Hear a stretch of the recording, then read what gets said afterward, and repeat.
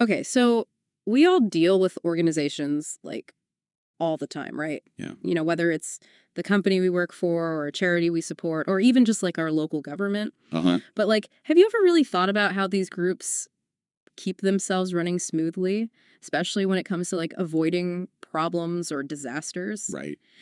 So today we're going to do a deep dive into a concept that's super important for all of that, and it's called risk assurance. Yeah. Risk assurance. That's a good one. It's like the foundation of trust for anyone involved with an organization, and that means you too. Okay.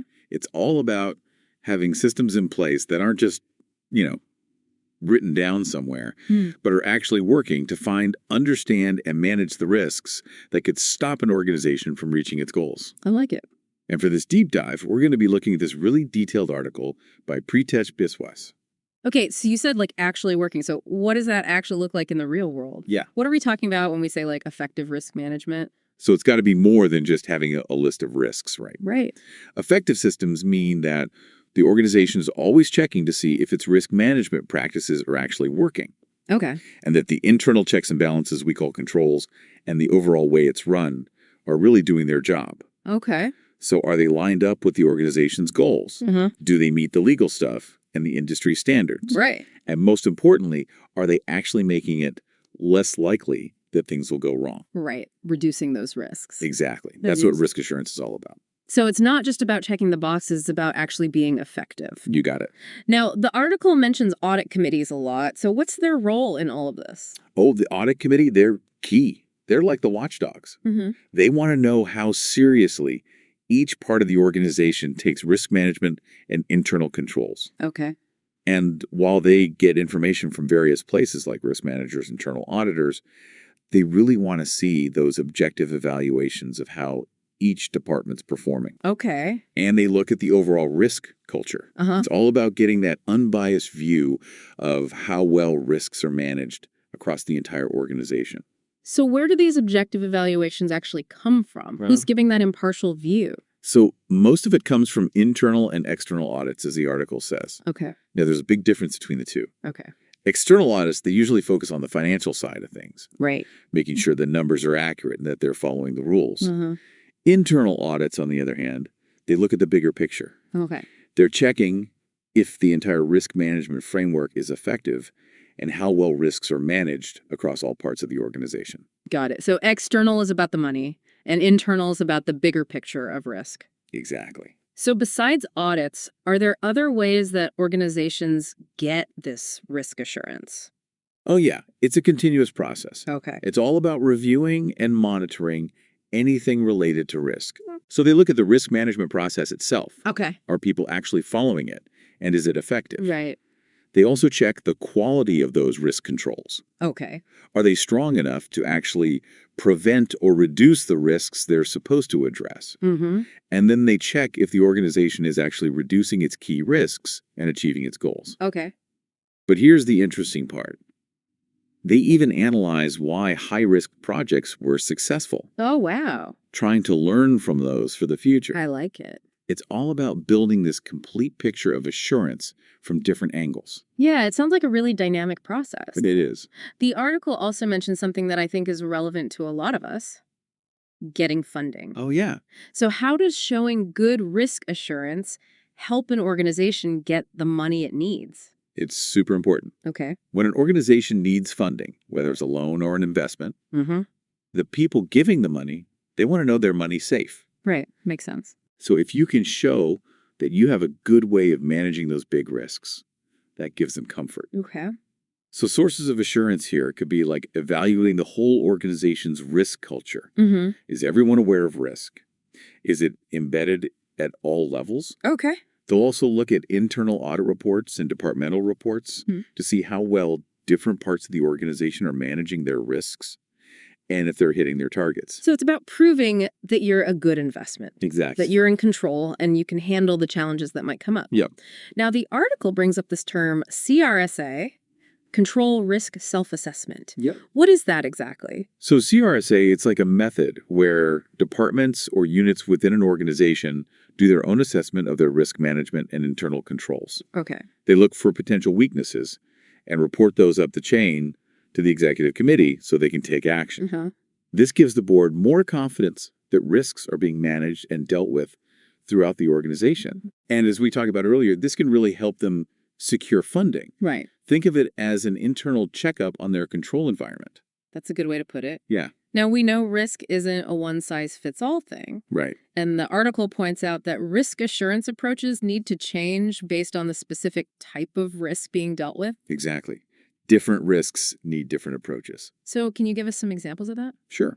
So the way you assure yourself about strategic risks will be different from operational risks or compliance risks. Okay. For example, when dealing with hazard risks like health and safety, you often see annual reports detailing how they did and if there were any incidents. Okay. Now, in organizations that handle a lot of cash, Yeah. you'd expect to see regular, maybe even yearly reviews of any fraud incidents. Okay. And for those huge, complex projects, they might have a post-implementation review to see if the project actually achieved its goals. Okay. Like, was it on time? Was it on budget? And then maybe a year later, they do a follow-up review Oh. to see how it's performing and if it's delivering the expected benefits. Makes sense.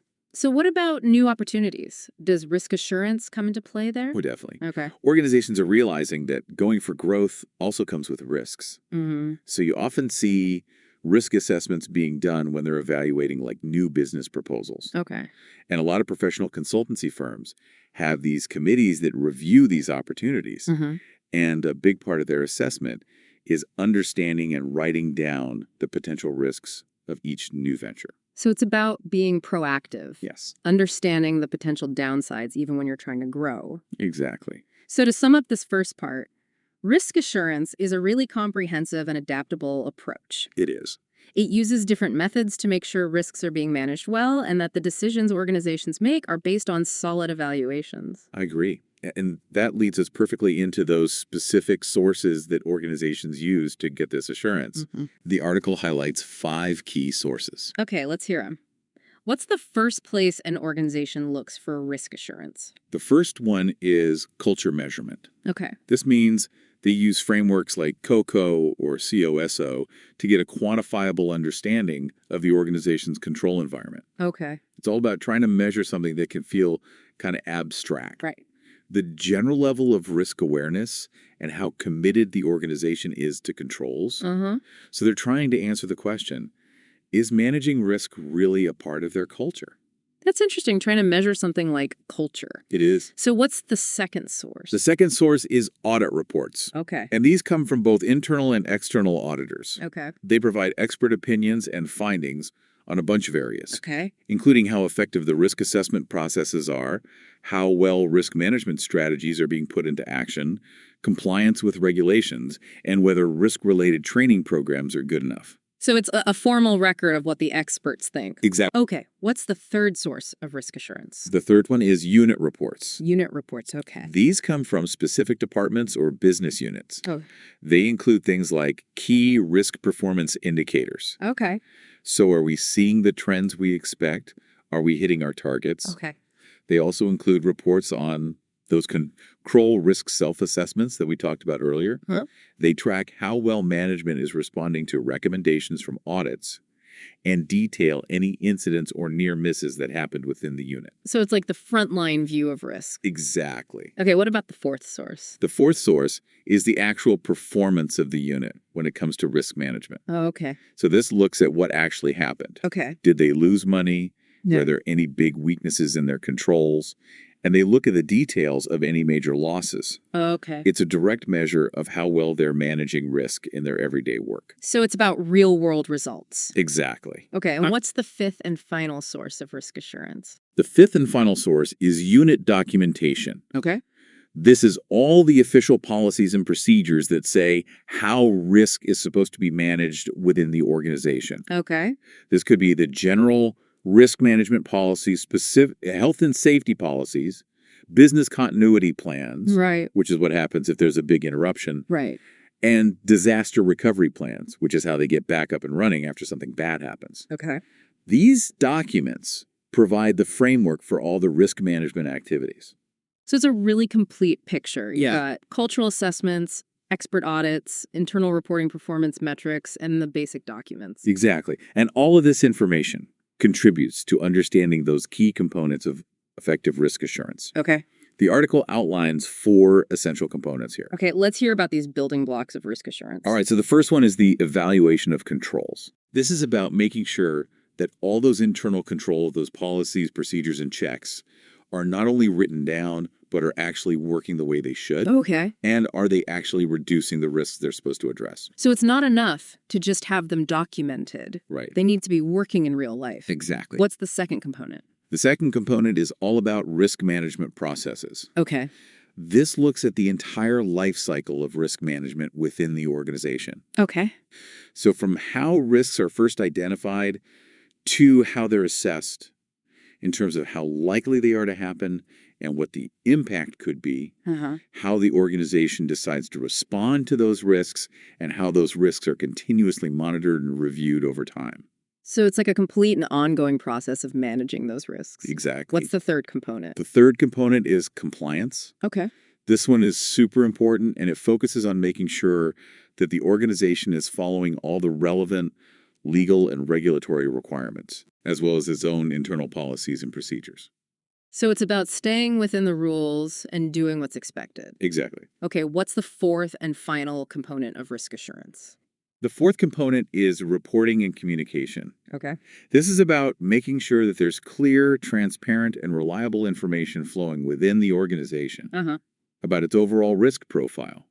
What are the main risks they face, and how effective are the controls at managing those risks? Okay. It's about keeping everyone who needs to be informed in the loop. So these 4 components. Yeah. Evaluating how well controls are working, having strong risk management processes in place, making sure they comply with all the rules, and having good communication. These really form the basic structure of a good risk assurance framework. They do. And to actually implement these components, organizations use a range of risk assurance techniques. Okay. The article outlines 10 key techniques that are commonly used. 10 techniques. That's a lot. Let's go through them one by one. I bet the first one is something most people are familiar with: internal audits. You got it. Internal audits are those regular checks done by an internal audit team within the organization. Okay. They're there to see how well risk management is working, how effective internal controls are, and if the organization is compliant overall. They usually focus on the areas with the highest risk, and they suggest improvements. So it's like an internal team giving an independent assessment. Exactly. Okay, so the second technique is external audits. Yes. We talked about this a bit before, but let's dive a little deeper. Sure. External audits are independent evaluations done by auditors from outside the organization. Okay. Their main goal is to check if the organization's financial statements are accurate and fair, Okay. but they also often look at compliance with rules and how effective the internal controls are from an outsider's perspective. So they bring an unbiased external view. Exactly. Okay, the third technique is risk assessments. Right? Risk assessments are systematic processes for identifying and analyzing potential risks that could impact the organization. Okay. So this involves figuring out the potential impact of each risk and how likely it is to happen. They use a bunch of techniques for this, Like what? like scenario analysis. Okay. What could happen if? And SWOT analysis, which looks at strengths, weaknesses, opportunities, and threats, but from a risk perspective. Okay. And then there's risk heat mapping, which is a visual way to show how serious and likely different risks are to help them decide what to tackle first. So it's a structured way to figure out what could go wrong and prioritize them. Exactly. Okay. Technique number 4 is control testing. Right. So control testing is about specifically testing how well those individual controls are working. Okay. These controls could be for things like cybersecurity financial processes or how they do things day to day. Okay. Testing can be manual, like checking things by hand, but it can also be automated, like using software to test the systems. The point is to make sure that the safeguards are actually doing their job. Okay, so making sure the defenses are actually holding up. Exactly. Okay. The 5th technique is key risk indicators, or KRIs. Right. What are those? KRIs are like specific measurements that they use to monitor changes in the level of risk. Okay. They're like early warning signals that can point to potential problems. Okay. Some examples could be a sudden increase in employees leaving a really important department, or a rise in how often the computer systems crash, or changes in key financial ratios like liquidity. Okay. Think of them like the warning lights on your car's dashboard. I like that. It's like the canaries in the coal mine for potential risks. Exactly. Okay, technique number 6 is compliance reviews. Right. Compliance reviews are specifically about checking if the organization's following all the rules. Okay. That means the laws and regulations, but also their own internal policies and procedures. So they might do detailed reviews of things like data protection regulations, anti-corruption policies, or specific industry rules. So it's all about making sure they're playing by the rules. Exactly. Okay, technique number 7 is the use of enterprise risk management or ERM frameworks. Right. Can you tell us about those? So ERM frameworks give a structured and complete way to manage risk across the entire organization. Okay. So frameworks like COSO ERM or ISO 31000 offer a set of principles, processes, and practices Okay. that organizations can use to systematically identify, assess, respond to, and monitor their risks. So it's like a standardized approach to risk management. It is. Okay, technique number 8 is continuous monitoring. Right. So continuous monitoring uses technology and data analytics to give real-time or near real-time insights into risk trends and how well controls are working. Okay. Instead of just doing periodic reviews, continuous monitoring lets organizations stay alert and spot potential problems as they pop up, Makes sense. which allows for more proactive risk management. So it's like having a constant pulse on the organization's risk health. Exactly. Okay, technique number 9 is third-party assurance. Right. So nowadays, businesses are so interconnected. They rely on a lot of outside service providers and complex supply chains. Okay. So third-party assurance is about reviewing those external relationships Okay. to make sure that their risk management and compliance standards are as good as the organization's own standards. So it's about managing risk even outside of your direct control. Exactly. Okay. And the 10th and final technique is control self-assessments or CSAs. Yes. Now, we talked about CRSA earlier. Is this similar? It is. CSA is a broader term that includes different methods where departments or units participate in assessing their own risks and how well their controls are working. Okay. This encourages them to take ownership and be accountable for managing risk at their level. Okay. Now, CRSA, which we discussed before, is a specific type of control self-assessment. Got it. So CSA is the umbrella term, and CRSA is one specific way to do it. Okay, that makes sense. Yeah. So these 10 techniques offer a wide range of tools that organizations can use to gain that crucial risk assurance. They do. Now let's step back and look at the big picture again. Why is all of this so important? Right. What's the main purpose behind risk assurance? The article outlines 4 key purposes. Okay, let's hear them. The first one is building stakeholder confidence. Okay. So by showing that they're effectively managing risks, organizations can build and keep trust with all their stakeholders. Okay. Employees, customers, investors, and regulators. It's about showing that they're responsible and in control. That makes sense, reassuring everyone that they're being managed well. Exactly. Okay, so what's the second purpose? The second purpose is enhancing decision-making. Okay. Risk assurance gives leaders and managers good information about the risks the organization faces. Okay. This allows them to make better decisions, both strategic and operational. They can weigh different options and make better choices because they understand the risks involved. So they can make more informed and well-thought-out decisions. Exactly. What's the third key purpose? The third purpose is improving resilience. Okay. By finding potential weaknesses and areas for improvement in risk management and controls risk assurance helps make the organization stronger Okay. so they can withstand and recover from potential problems or disruptions better. Right, so it makes them more resilient and able to handle the unexpected. Yes. What's the fourth and final purpose?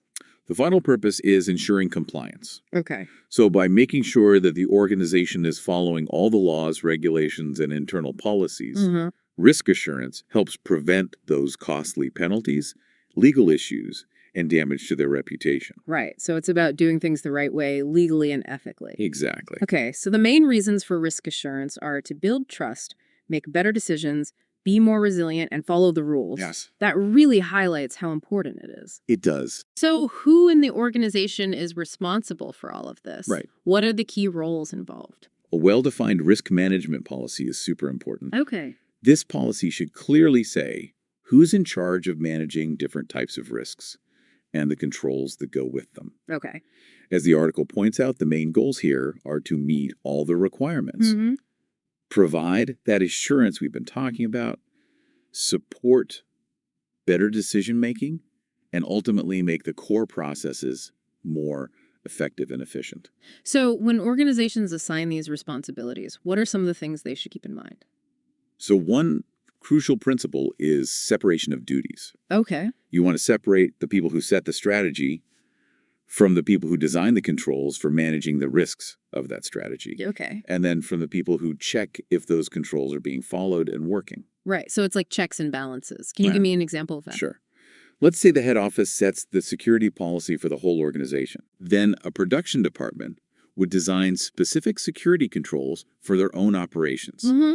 And then internal audit would come in and independently check if those security measures are being implemented and working correctly. Okay, so different people with different roles in the process. Exactly. What about the risk manager? What are their main responsibilities? So the risk manager is usually like a facilitator and coordinator. Okay. They might organize risk identification workshops, Okay. maybe focused on things like fraud risk, Mm-hmm. and they help to assign ownership and responsibilities for managing those risks once they're identified. Okay. But, and this is really important, the risk manager shouldn't be the one actually putting those controls in place or auditing how effective they are. Okay. Their main focus should be helping the organization understand its overall risk profile, Uh-huh. evaluating if the existing framework and controls are working, and recommending improvements. And so it's more of an oversight and advisory role. Exactly. What about smaller organizations? They might not have as many people. Right. Is it still important to have some separation of responsibilities? Oh, absolutely. Yeah. Even in a small charity, for example, it's good practice to have one person or group designing financial controls. Okay. And then someone else, maybe a board member, who isn't involved in day-to-day operations, Okay. reviewing those controls to make sure they're good enough. Uh-huh. It's about making sure there's some independent oversight no matter how big or small the organization is. Makes sense. Now, the article says that internal audits can do more than just check boxes for compliance. Right. How do they actually add value to an organization? So internal audits can be really valuable because they can identify ways to improve processes and controls. Okay. And they give an independent assessment of whether those controls are actually effective in reducing the risks. Okay. But to do this really well, internal auditors need to really understand the organization, Okay. its culture, the key people involved, and the bigger picture of the business and regulatory environment. They also need to be innovative and bring fresh ideas to the table, even if nobody specifically asked for them. Right. And they need to adapt their approach to fit the organization's specific needs and context. Makes sense. And of course, they need to stay up to date on the latest best practices in auditing. So it's about being a proactive and insightful partner in risk management. Exactly. Now let's talk about audit committees. Okay. The article goes into their role and responsibilities in more detail. Yes, They seem really important for risk assurance overall. they are. Audit committees are becoming more and more common, and they play a critical role in overseeing an organization's governance, risk management, and compliance activities. Okay. They're usually made up of non-executive directors, Uh-huh. which means they're not involved in the day-to-day running of the organization. Right. And senior executives often attend their meetings to provide information. Okay. The committee is usually led by a lead non-executive director who is different from the non-executive chairman of the board. Yep. This separation helps to make sure the committee is independent. And their position and authority in the organization are pretty unique, right? They are. The audit committee isn't just another subcommittee of the board. Okay. They have a special independent authority to evaluate all of the organization's activities, Okay. even the effectiveness of the board itself and its governance responsibilities. Wow. So they're like the watchdogs of the watchdogs. That's a good way to put it. Mm. And while people often see them as being mainly focused on financial compliance, Mm. their job is actually much broader. Okay. They're responsible for evaluating the overall standards of governance in the organization, making sure risk management gets enough attention and resources, and checking the levels of compliance across all parts of the business. So they really have their fingers in a lot of pies. They do. What about larger organizations? They Yeah. might have other specialized committees, like for nominations or remuneration. Right. Does that change the role of the audit committee? So those other committees definitely have important roles in their specific areas, Okay. and they report to the board. Mm-hmm. But that doesn't diminish the overall responsibilities of the audit committee in governance, risk, and compliance. Okay. The audit committee is still responsible for assessing how effective the board is as a whole, including those subcommittees. Uh-huh. And they're still the main body that monitors those critical areas. So they still have a lot of oversight. They do. What are some of the specific things that they're responsible for? Their responsibilities are pretty broad. Okay. When it comes to external audit, they usually recommend who the external auditor should be. They review their performance and how cost-effective they are, Okay. and they assess their qualifications and independence. Makes sense. For internal audit, they oversee the relationship between internal and external audit. Uh-huh. They review the annual internal audit plan, they make sure management responds to audit findings properly, and they assess how effective and well-resourced the internal audit function is overall. Wow, that's a lot. It is. Then there's financial reporting. Okay. They review the annual and half-year financial results. Yeah. They compare them to accounting standards and governance codes, and they look at the disclosures made by the CEO and CFO during the financial statement certification process. Okay. And lastly, for regulatory reports, they oversee the arrangements for audited accounts. Okay. They monitor if the organization is sticking to risk management and internal control standards. Uh-huh. They review the code of ethics for senior management. They do an annual review of the risk management processes, and they receive reports on any big lawsuits, financial commitments, and whistleblowing issues. That is incredibly comprehensive. It is. They really do cover a lot of important ground. They do. Now, thinking about risk management and internal audit activities, what should be the main outcomes? Right. What impact should they be aiming for? The focus should always be on the results and how those results help the organization achieve its strategic objectives. Okay. The article mentions the STOC framework. Yeah, it stands for Strategy, Tactics, Operations, and Compliance. Okay. And it's a good way to think about this. Okay. Effective risk management and internal audit should improve performance across all of these areas Uh-huh. by minimizing disruptions and making sure the organization is using the most effective and efficient processes. Okay. Ultimately, they should be helping with making good decisions and contributing to successful planning and implementation of key projects. So how do they contribute to those big strategic decisions that the organization makes? So risk management is really important here. Okay. They make sure that risk assessment workshops and other processes specifically look at the strategic risks that could impact the organization's goals. Okay. And internal audit can provide insights by evaluating how good the decision-making processes are Uh-huh. that management uses when creating and implementing the strategy. So they work together to make sure the organization's strategy is both ambitious and realistic about potential risks. The article also mentions another framework for thinking about outcomes. Yeah. MADE2. Uh-huh. What's that all about? MAD2 is a helpful way to summarize the main goals of risk management and internal audit. Okay. It stands for meeting mandatory requirements, providing assurance, enabling informed decision-making, and ensuring effective